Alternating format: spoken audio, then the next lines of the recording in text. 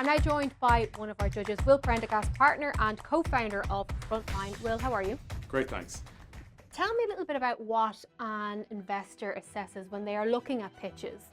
Does passion fly? Is it about vision? Is it buzzwords? What stands out? I think the biggest things that any investor looks for are the size of the market and if it's growing market, and also the team.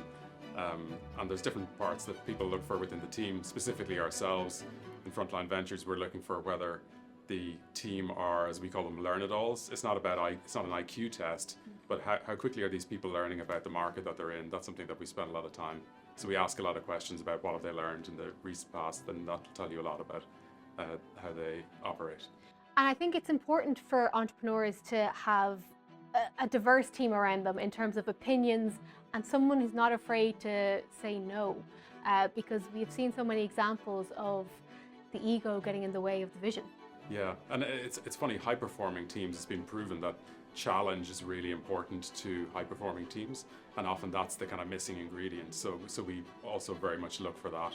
And a lot of companies, they find it difficult to know where to focus. So to your point about saying no to things, you need to be very good at saying no to a lot of things to focus in on one thing and win there. From an investor's point of view, even today, we have a broad spectrum of ages taking part in this competition. We have very young people, and this is their first time around the block.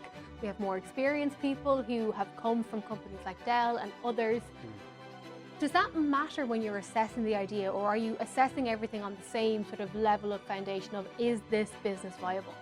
Yeah, I think, again, a lot of it comes back to just market size growth. And then on the team side, there's no qualifications. It's not IQ doesn't matter. There's lots of smart people out there. That's not a leading indicator of success. EQ probably is, but it's this thing about, do they learn, do they listen?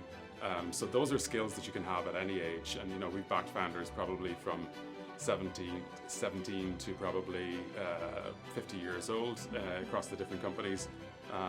And people can build businesses at any age or from any background, but you have to be driven by the problem